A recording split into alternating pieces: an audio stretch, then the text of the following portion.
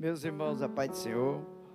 Abra sua Bíblia na primeira carta de Paulo aos Coríntios, capítulo 15. Primeira carta de Paulo aos Coríntios, capítulo 15, versículos 3, 4, 5, 6, 7 e 8. Para ficar mais fácil. Capítulo 15, versículos do 3 ao 8 de 1 Coríntios. Aleluia. Diz assim: portanto, o que primeiramente vos transmiti foi o que também recebi, que Cristo morreu pelos nossos pecados segundo as Escrituras, foi sepultado e ressuscitou no terceiro dia conforme as Escrituras, e apareceu a Pedro e depois aos 12. Depois disso, apareceu a mais de 500 irmãos de uma vez, a maioria dos quais ainda vive, embora alguns já tenham adormecido. Mais tarde apareceu a Tiago e a todos os apóstolos, e depois de todos apareceu igualmente a mim, como a um que nasceu fora do tempo, pois sou o menor dos apóstolos, que nem mereço ser chamado apóstolos, porquanto perseguia a igreja de Deus. E você diz amém. Meus irmãos, eu quero externar a gratidão a Deus por estar aqui com vocês mais uma vez nessa noite. Externar a gratidão ao pastor Humberto pai, Humberto filho, pelo carinho. Deus abençoe vocês, as respectivas esposas.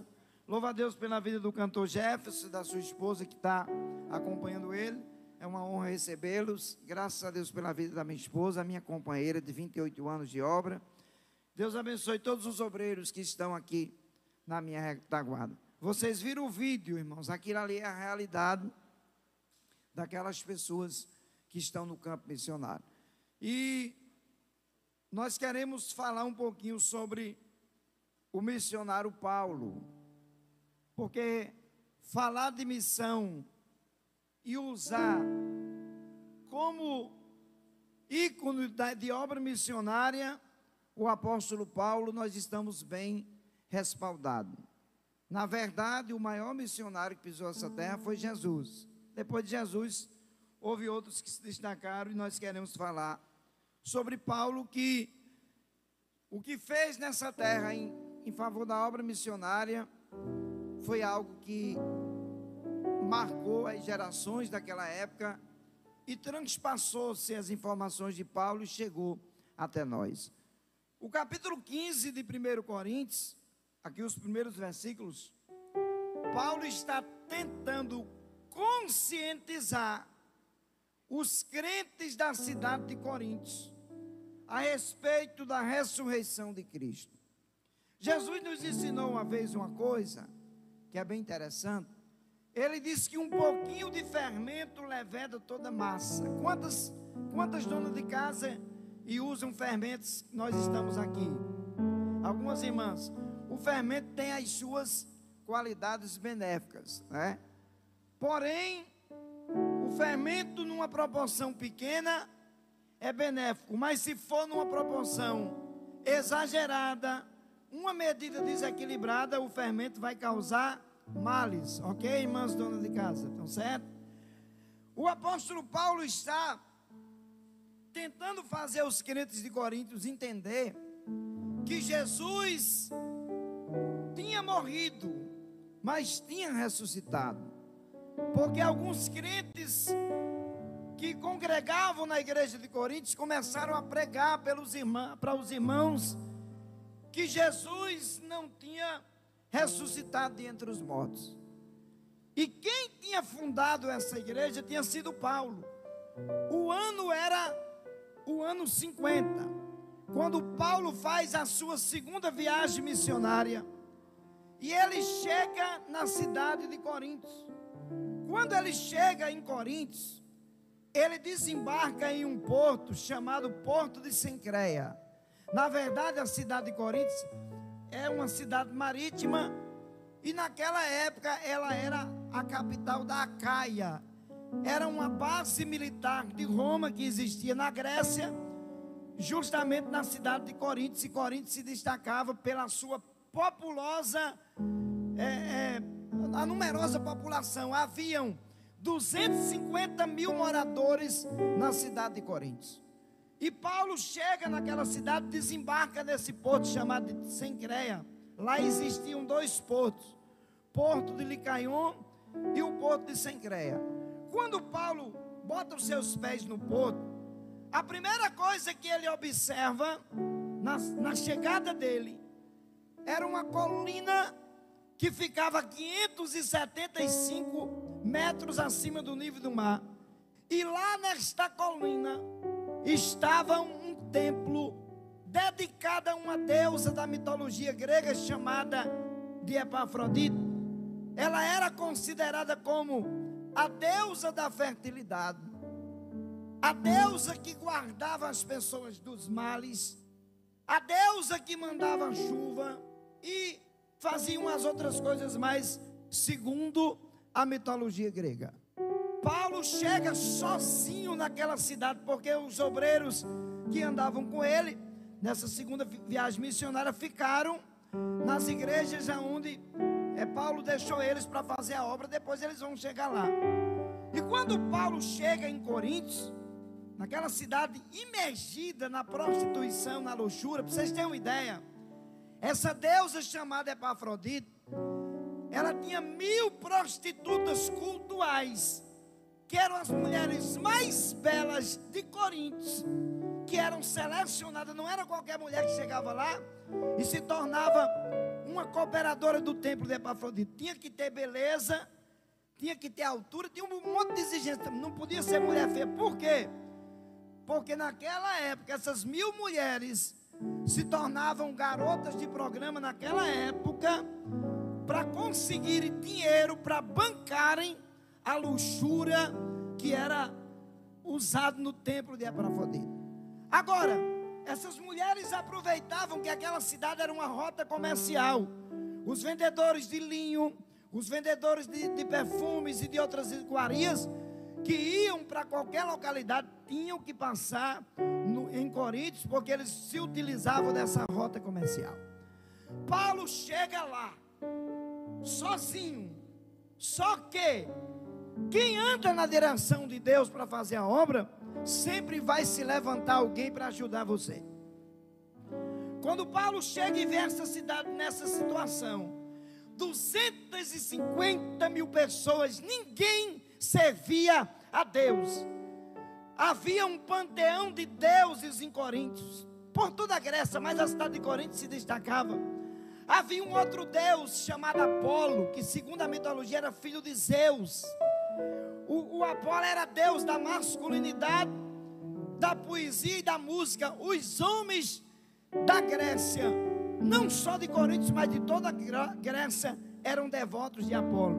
Agora veja bem o poder do Evangelho de Cristo quando chega num lugar. O poder do Evangelho tem essa bênção de mudar a ambiência, de mudar o lugar, de mudar a cidade, de mudar pessoas e de mudar país.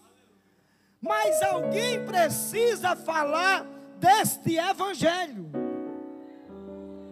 E eu vim dizer a você que está aqui nesse culto e para quem está nos ouvindo: você é a pessoa mais certa para falar do Evangelho de Cristo nessa geração.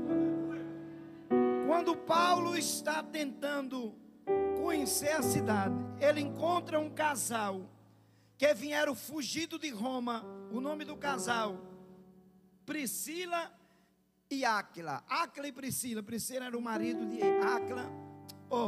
Áquila era o marido de Priscila. E eles trabalhavam fazendo tenda, que era o mesmo ofício de Paulo. Paulo era aquele missionário que trabalhava, que se dedicava à obra. E Paulo faz uma amizade com eles. E esse casal começa a trabalhar com Paulo, que era o mesmo ofício. E Paulo começa a ir pregar primeiro para os judeus, que havia sinagoga de judeus lá em Corinto. Só que os judeus de Corinto não deram muita credibilidade da pregação de Paulo, não. Paulo disse: então agora nós vamos pregar para os gentios.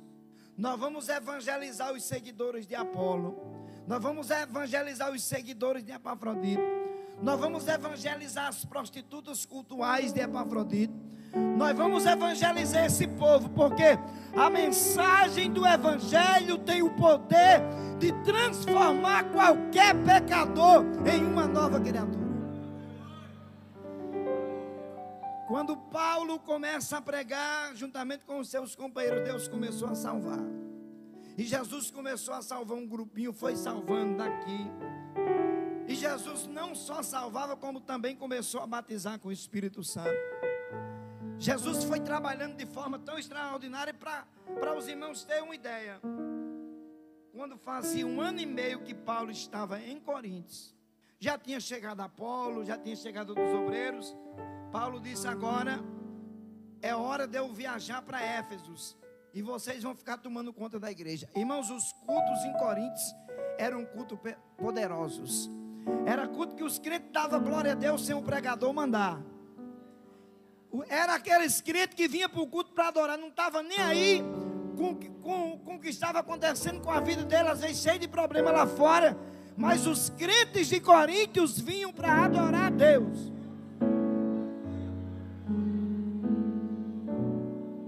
Paulo chega em Éfeso, está escrito no capítulo 19 de Atos. Ele encontra 12 crentes. Quantos crentes? Esses 12 crentes, eles estavam se reunindo constantemente e ninguém se convertia além deles 12. E um dia, Paulo conversa com eles e faz uma pergunta: em qual batismo vocês foram batizados? Eles disseram: no batismo de João. E Paulo disse: e o batismo com o Espírito Santo vocês nunca receberam? Eles disseram: nós nunca ouvimos falar que haja Espírito Santo, que existe Espírito Santo. Paulo colocou as mãos sobre os 12, porque aonde o missionário chega, ele chega com graça. Aonde o missionário chega, em nome de Jesus, ele chega com autoridade para expulsar demônio, para curar enfermo. Eu quero profetizar para você que Deus vai levar para a obra missionária. Deus vai te levar e vai te usar. Não precisa de ficar com medo de ir para a Europa. Irmãos, eu viajei para os países da Europa sem falar 1% de inglês. Olha o meu companheiro aqui para interpretar. Fui sem medo e vou para onde precisar com a facilidade. Hoje, o apóstolo Paulo coloca a mão sobre os 12, Jesus batiza os 12 com o Espírito Santo, e a Bíblia diz que eles começaram a profetizar e falar a língua. Resultado dessa manifestação de Deus: a igreja de Éfeso cresceu tanto que se tornou a terceira base missionária da igreja primitiva. Primeira base, Jerusalém. Segunda base, Antioquia. Terceira base missionária, cidade de Éfeso. Inclusive o apóstolo João, ele vai passar um tempo pastoreando a igreja de Éfeso. O tempo passou, Paulo não teve mais informação da igreja de Coríntios, porque não tinha facilidade de informação como hoje. Mas um dia, a Bíblia diz que chega alguns crentes de Coríntios lá em Éfeso para conversar com Paulo. E esses que chegaram, eles eram da casa de uma mulher chamada Cloe. Quem era Cloe? Uma mulher que sempre ajudou a Paulo na obra missionária. E quando ela chega, ou seja, os seus enviados que foram lá, que na verdade os historiadores dizem que era o filho dela, o nome deles eram até estranho: Estéfanas, Fortunato e Acácio. Está escrito em 1 Coríntios 16, 17. Eles chegaram lá em Éfeso para conversar com Paulo, porque Cloe, aquela mulher que tinha se convertido pela pregação de Paulo, não aceitava algumas coisas que estavam acontecendo na igreja de Coríntios. Na igreja de Coríntios ninguém evangelizava mais. Na igreja de Coríntios ninguém fazia mais missão. Na igreja de Coríntios ninguém queria saber de culto de ensino. Na igreja de Coríntios ninguém queria saber de escola dominical. A igreja de Coríntios estava vivendo aquela fase, aparência de que vivia, mas estavam mortos. E quando uma igreja está morta, meu irmão, o pastor pode ser parecido até com o anjo Gabriel, ele não pode fazer nada se a igreja não estiver com ele. Eu fiquei feliz em ver vocês virem aqui na frente, junto com o pastor, para dar uma oferta missionária, para vir receber uma oração. Isso é a prova de que tem uma chama dentro de você, você está vivo e é você que Deus vai usar na terra. Paulo recebeu as informações. Qual eram as informações? Eles disseram: Paulo, tem muita coisa estranha, nós não estamos aqui para fazer fofoca, porque tem o fofoqueiro e o defamador.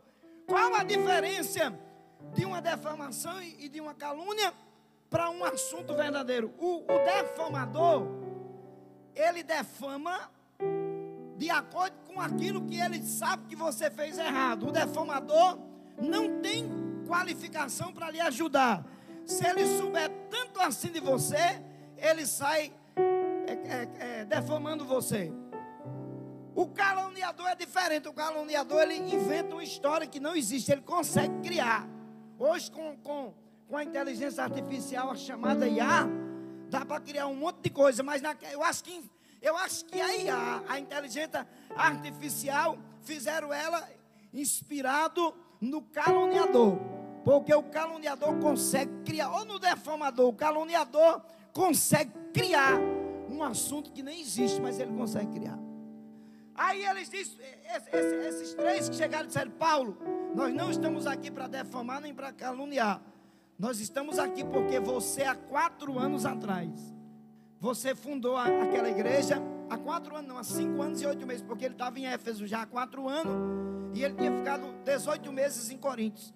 E nós viemos aqui, Paulo, porque nós estamos morrendo espiritualmente na igreja, e nós precisamos que você nos dê um conselho pastoral. E Paulo escreve uma carta aos Coríntios. E Paulo, quando escreve a primeira carta, ele escreve essa carta com 16 capítulos. E nessa carta existe 437 versículos. E Paulo começa a tratar, pastor Humberto, com aquela igreja. E a primeira coisa que ele fala no primeiro capítulo é a respeito dos dons que estavam na igreja. Paulo disse: olhe, nenhum dom falta para vocês. Se existia uma igreja que tinha os 12 dons, os 9 dons do Espírito Santo e os dons ministerial, era a igreja de Coríntios.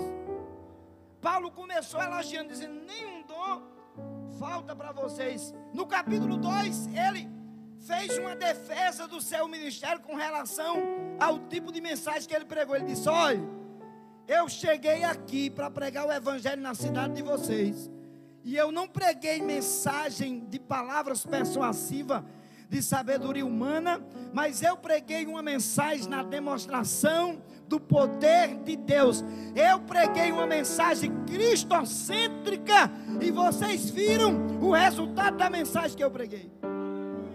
Paulo estava dizendo aos Coríntios, no capítulo 2, apesar de eu ser um poliglota, apesar de eu ser um camarada intelectual, apesar de eu ser um cidadão romano por direito, eu não cheguei usando dos meus atributos, das minhas retóricas, para falar das minhas qualificações, mas eu anunciei para vocês o Cristo que tem poder para fazer coisas extraordinárias entre vocês.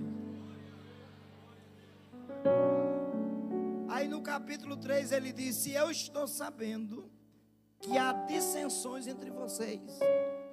Tem alguém de vocês dizendo assim: eu sou discípulo de Pedro, porque até a sombra dele curava. Outros estão dizendo que são discípulos de Apolo, porque Apolo, a Bíblia diz que ele era fervoroso no Espírito. Outros estão dizendo que são meus discípulos, porque eu fundei a igreja. E outros estão dizendo que são discípulos diretamente de Jesus, que não acredita em trabalho de homem. Há quem diga que esse quarto grupo, que diz que era discípulo de Cristo, eram os mais trabalhosos. Porque, irmãos, o crente que não reconhece o ministério pastoral, o ministério de uma liderança, meu irmão, eu lamento dizer, mas você precisa ter um encontro com Deus para entender as verdades da Bíblia e das Escrituras Sagradas. Eu não estou aqui puxando o saco do pastor, nem bajulando, estou falando de Bíblia, porque a Bíblia diz que nós precisamos nos submetermos às autoridades constituídas por Deus. E tem muita gente hoje pagando preço, porque não se submete à liderança e paga, irmãos. Não, porque Deus não se contradiz nas suas palavras. Estava tendo essa dissensão na igreja de Coríntios. No capítulo 3, Paulo combate isso. No capítulo 4, Paulo trata de um assunto, pastor, isso aqui para mim, na qualidade de pregador, eu vou denunciar isso aqui, para você também que está nos assistindo. Um dos maiores pecados que tem derrubado e destruído muita gente na fé, Paulo tratou desse pecado no capítulo 4 da sua carta. Ele falou do perigo da arrogância. A arrogância não é um pecado que você consegue ver ele com a sua visão humana, porque a pessoa arrogante, ela consegue se camuflar, ela consegue, irmãos, demonstrar a sua arrogância de forma muito sutil, e é um dos pecados que mais destrói a vida de certas pessoas. A Bíblia diz que com a arrogância se desenvolve a soberba, e a Bíblia diz que a soberba procede à ruína de qualquer pessoa. Com os soberbos, a Bíblia diz que Deus resiste aos humildes, Deus dá a sua devida graça.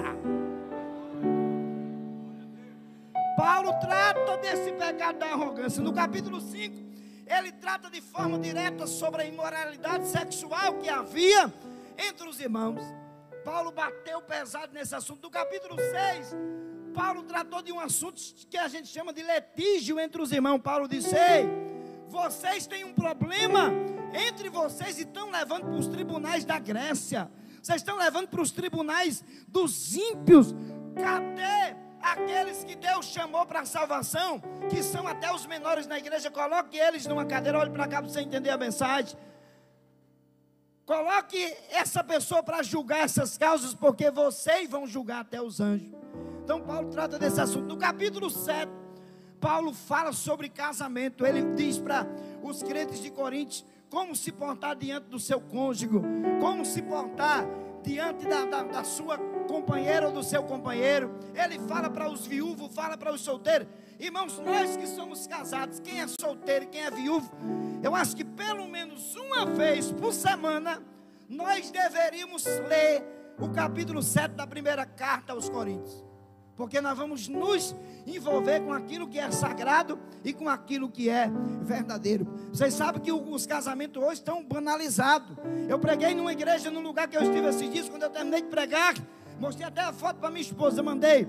O irmão disse: pastor, sabe esse pastor nessa igreja? Eu disse: sim, foi que benção. Ele disse: ele está no 3º casamento, porque as pessoas perderam o temor, e o evangelho é um evangelho que conserta aquele que está errado para andar nos caminhos de Deus.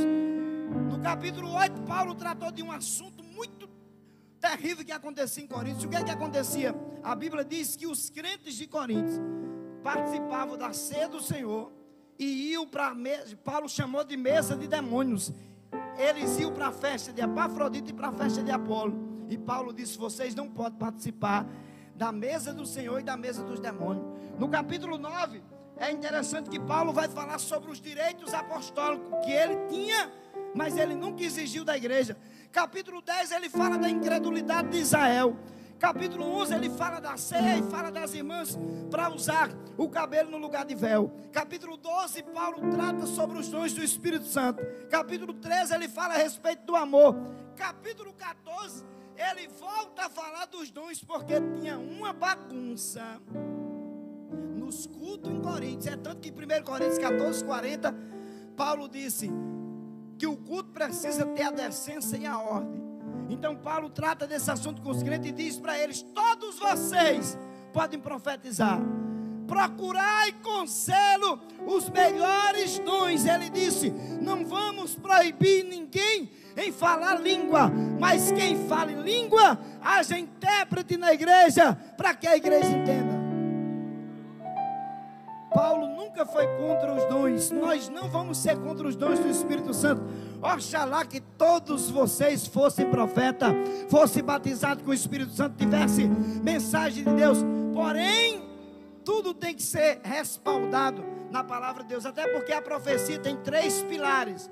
Escuta isso aqui que isso é importante. Profecia exorta, consola e edifica. Se passar disso, não é profecia de Deus segundo a Bíblia. A profecia exorta, consola e edifica. Quando chega no capítulo 15, aonde fizemos leitura, Paulo vai tratar de 2 assuntos extraordinários. Ele trata da ressurreição de Cristo. E no capítulo 15, nos versículos 3, ele começa a conversar com as pessoas e diz assim: olha, eu vos anunciei que Cristo morreu segundo as Escrituras. Paulo estava dizendo assim: eu não falei um assunto produzido pela minha intelectualidade, pela minha mente. Eu falei para vocês que Cristo morreu segundo as Escrituras e ao terceiro dia ressuscitou segundo as Escrituras. Ele disse mais, e ele foi visto primeiro. Aí foi dizendo: Cefas viu ele, Tiago viu ele, os 12 viram ele, 500 irmãos viram ele ressuscitado. E ele disse: por último, ele apareceu a mim, que não sou nem digno de ser chamado apóstolo, que eu perseguia a igreja de Deus. Paulo estava conscientizando os crentes de Coríntios que Jesus tinha morrido, tinha sido sepultado, mas tinha ressuscitado. É por isso que ele faz questão de dar nomes a quem viu Jesus ressuscitado. Sabe por quê? Porque quem estava fermentando os crentes de Corinto, dizendo que não ia ter ressurreição, Paulo disse para eles: então eu preguei em vão para vocês. Se Cristo não ressuscitou, o que é que nós estamos fazendo no culto? Era isso que Paulo estava dizendo. E no capítulo 15, versículo 19, ele disse: se nós esperamos em Cristo, só nessa vida, nós seremos os mais miseráveis de todos os homens. E ele prossegue conversando com os crentes. E quando chega no capítulo 51, eu falei ontem aqui, ele fala do arrebatamento da igreja, da transformação que o crente vai ter e subir ao encontro do Senhor nos ares. Capítulo 16, eu estava mostrando isso para minha esposa. É interessante que no capítulo 16, depois de Paulo ensinar de forma pesada, depois de Paulo repreender as coisas erradas que tinha na igreja, Paulo pediu uma oferta de amor para os crentes, porque Paulo sabia que só quem podia mudar o caráter, a personalidade dos crentes de Coríntios era a palavra que ele estava falando, inspirada pelo Espírito Santo de Deus. Meu irmão, se a palavra de Deus não mudar de dentro para fora, nada mais vai mudar. Não tem técnica humana. Nós temos hoje bons profissionais que trabalham na área da saúde, que trabalham em várias áreas, que cuidam das doenças emocionais, as chamadas doenças psicossomáticas. Mas eu digo uma coisa para você: nossos profissionais curam o físico e as emoções. Agora, a alma e o espírito, quem vai curar você é a graça, é a palavra, é a presença de Deus que muda a nossa vida. Tem gente entendendo aí, pegando. E quem gosta de Bíblia aqui? Vocês sabem por que é que nós precisamos de Bíblia? Porque quem nos alimenta é a palavra. Dia 15 de abril do ano passado, eu estava me preparando para pregar num congresso. E na madrugada de sábado para o domingo, Deus apareceu para mim e falou para mim: meu servo, diga para a minha igreja que a minha palavra continua sendo suficiente. A palavra continua suficiente. E na mesma hora Deus me mostrou 3 textos: Deuteronômio 8:3, Mateus 4:4 e Lucas 4:4. Sabe o que é que está escrito? Nem só de pão viverá o homem, mas de toda palavra que sai da boca de Deus. O amor que Paulo tinha pela igreja de Coríntios levou ele a trazer esse ensinamento pesado. Meu irmão, você sabe por que é que nós pregadores não podemos esconder as mensagens? Porque é que um pastor de igreja às vezes bate e as pessoas até acham ruim, acham o pastor ignorante. Ignorância é uma coisa, Bíblia, mensagem de Deus é outra.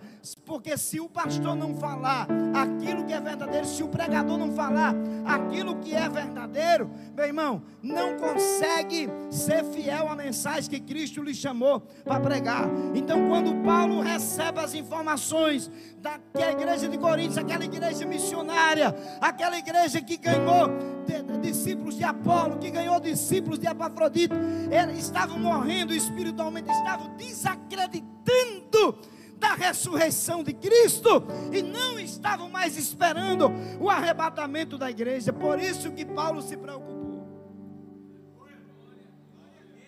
O líder que não se preocupa com a situação da sua igreja, meu irmão, como é que as pessoas estão reagindo diante de Deus, é porque Ele não está nem aí com você, está interessado no seu dinheiro. Eu estou falando isso aqui porque eu conheço o trabalho do pastor Humberto, pai do Humberto Filho, o zelo que tem por essa igreja para ensinar, para cuidar de vocês, para Deus despertar uma chama missionária em você. Porque tem pessoas que estão aqui nesse congresso, nessa conferência missionária, que Deus vai lhe marcar, e Deus vai levantar você na obra missionária. Deus vai despertar você.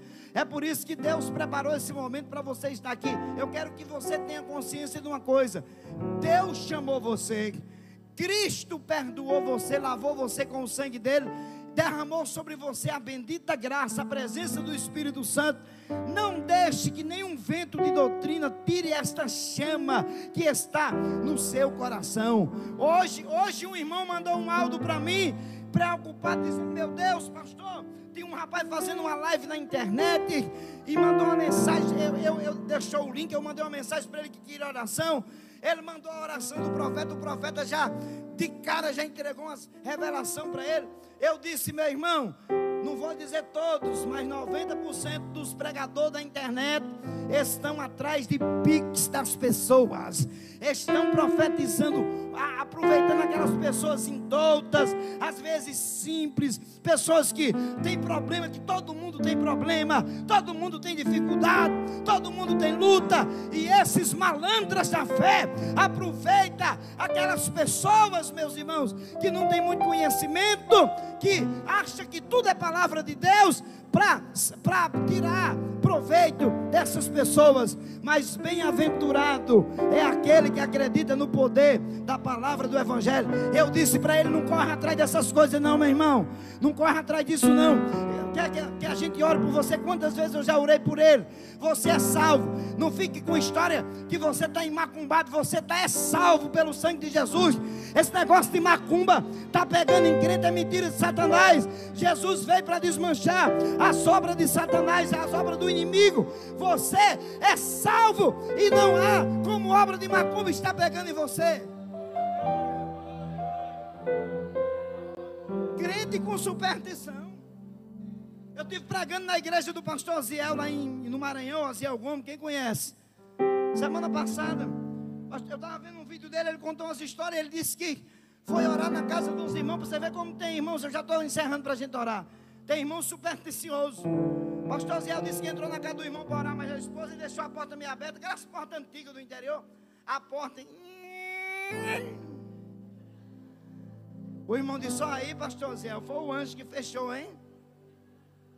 Tem gente que se cair um quadro da parede, diz: sai daqui, Satanás. Ô, meu irmão, deixa eu mostrar uma coisa para vocês. A Bíblia diz no Salmo 34, 7, que o anjo do Senhor acampa-se ao redor dos que o temem e os guarda.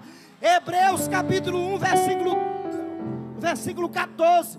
Os anjos são espíritos ministradores que trabalham recebendo ordem de Deus para trabalhar em favor daqueles que vão herdar a vida eterna. Nós estamos dando mais ênfase para o trabalho dos demônios, para as macumbas, para as ações do diabo, do que para o poder de Deus, para o poder do Evangelho de Jesus Cristo.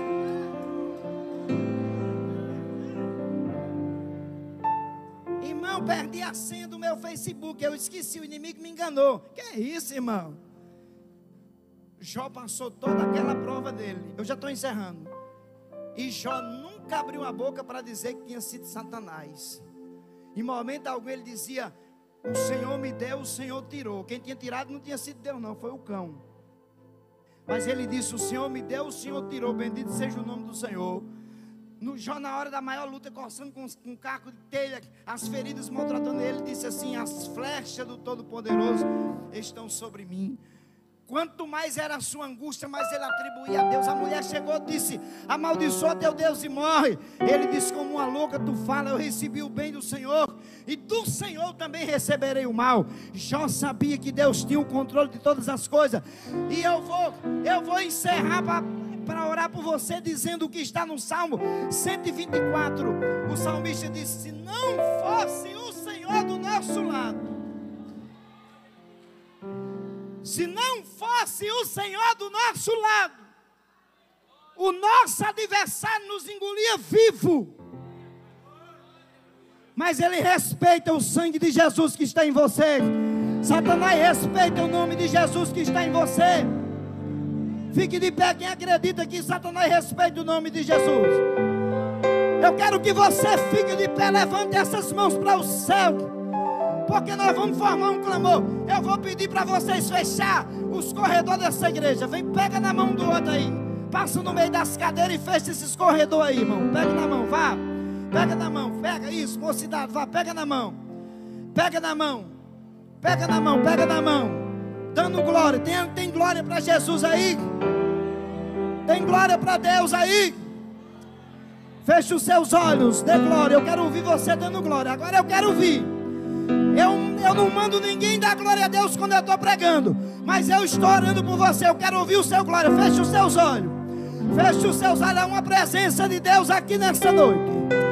Há uma presença de Deus aqui neste lugar. Sei que estás aqui, Senhor. Podes. Você está de alguém salvo? Se há em mim um verdadeiro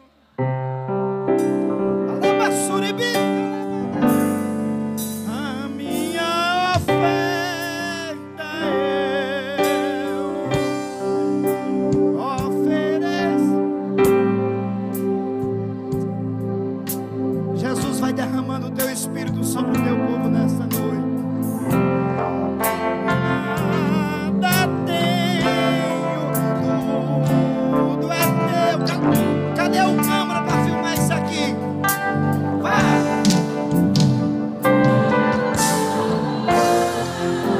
Ainda que a figueira não. Há uma presença de Deus nessa casa.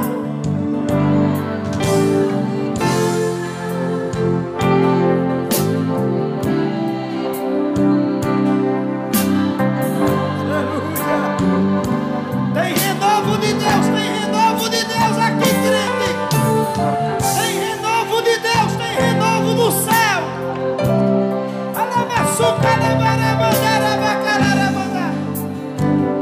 Há uma presença de Deus nesta casa. Quem está sentindo essa presença vai orando. Quem está sentindo essa presença vai orando.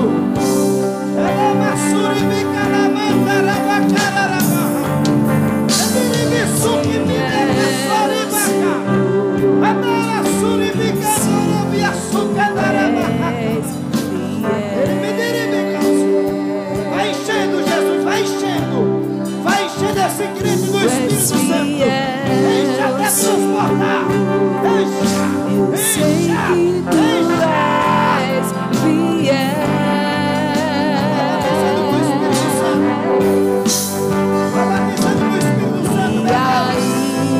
vai batizando com fogo. Eu não mereço, permaneces assim. Vai batizando com fogo. Fiel, vai batizando com fogo e com teu Espírito Santo. Fiel a mim. Vai batizando com fogo e com o Espírito Santo. Amarassura bacandara barra. Fiel, Senhor. Neste lugar.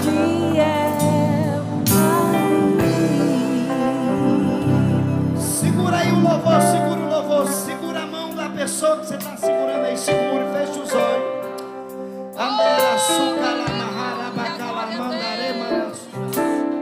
Eu conheço essa presença, pastor Humberto Filho. Essa presença vai renovar você, crente. Essa presença vai dar dons do Espírito Santo a você. Deus vai lhe usar no dom de profecia, no dom da palavra, no dom da ciência, no dom da interpretação de língua. Eu quero ver quem veio para adorar nessa noite. Eu quero saber quem é da guerra e veio para guerrear.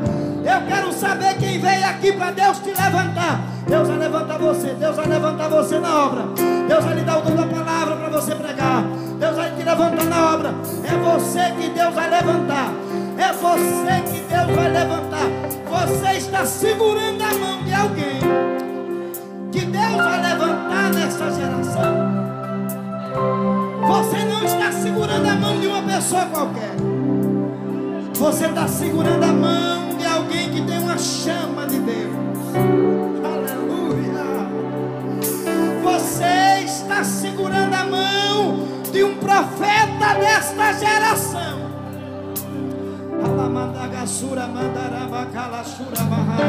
Já tem alguém ali recebendo.